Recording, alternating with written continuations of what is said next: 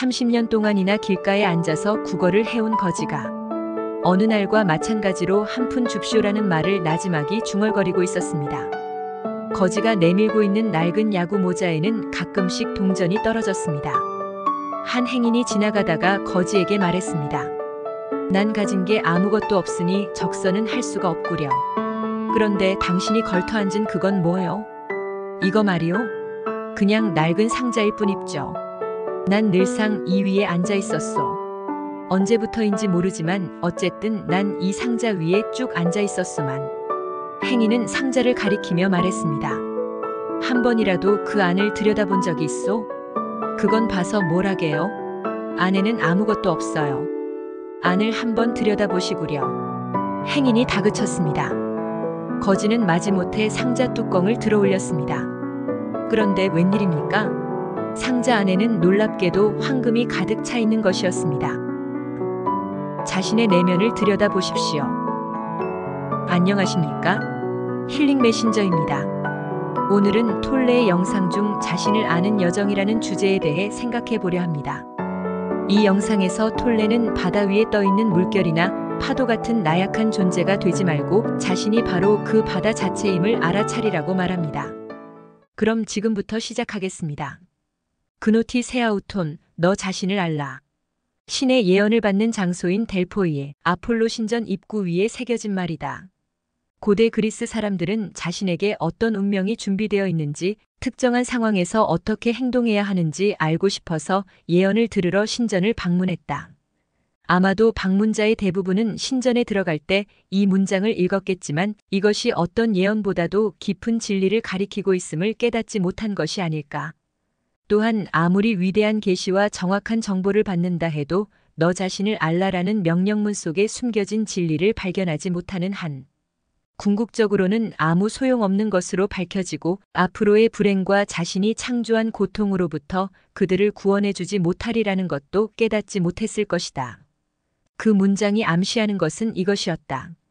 다른 어떤 질문을 하기 전에 먼저 너의 삶의 가장 근본적인 질문을 하지 않으면 안 된다.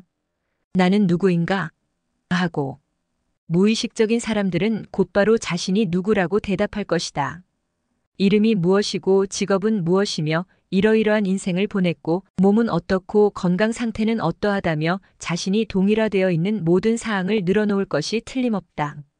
스스로를 불멸의 영혼 또는 성스러운 영이라고 생각하는 영적으로 진화한 것처럼 보이는 사람들도 있을 것이다. 그러나 그들은 정말로 자신이 누구인지 아는가? 아니면 단지 영적으로 들리는 어떤 개념들을 마음의 내용물에 추가한 것일 뿐인가? 자기 자신을 안다는 것은 한 묶음의 사상이나 신념을 채택하는 것보다 훨씬 깊이 들어가는 일이다. 영적인 사상과 신념은 기껏해야 도움을 주는 방향 표지판일 뿐이다. 그것들은 무의식 속에 더 단단히 뿌리내린 자신이 누구라고 생각하는 핵심 개념들, 조건 지어진 인간 마음의 일부인 그것들을 제거할 만한 힘을 거의 가지고 있지 않다. 자기 자신을 깊이 안다는 것은 마음속에서 떠다니는 다양한 사상들과는 아무 관계가 없다. 자기 자신을 안다는 것은 자신의 마음속에서 미아가 되는 대신 순수한 있음에 뿌리를 내리는 것이다. 누구도 당신이 누구인가를 가르쳐 줄 수 없다. 누군가가 가르쳐 주는 것은 개념에 불과하기 때문에 당신을 변화시킬 힘이 없다. 나는 누구인가는 믿음이 필요하지 않다. 사실 모든 믿음은 어느 것이든 장애물이다. 나는 누구인가는 심지어 깨달음조차 요구하지 않는다. 왜냐하면 당신은 이미 당신 자신이기 때문이다. 그러나 깨달음 없이는 진정한 나는 세상을 향해 빛을 발하지 않고 묻혀있는 상태가 된다. 물론 그 묻힌 장소가 진정한 나가 있는 곳이다. 가난하다고 느끼는 사람이 사실은 1억 달러의 예금을 가지고 있음을 알지 못한 채 언제까지나 그 막대한 부를 잠재 가능성으로만 남겨두는 것과 같다. 여기까지 책 내용입니다. 드넓은 바다 위에 일어났다 사라지는 아주 작은 물결이나 파도 같은 존재가 되지 말고 자신 안에 있는 그 장엄한 바다 자체가 되기를 바라며 아래의 문구로 영상을 마무리하겠습니다.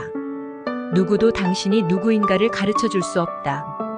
누군가가 가르쳐 주는 것은 개념에 불과하기 때문에 당신을 변화시킬 힘이 없다.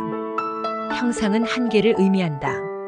우리는 이곳의 한계를 경험하기 위해 있을 뿐 아니라 한계를 뛰어넘음으로써 의식 속에서 성장하기 위해 이곳에 있는 것이다.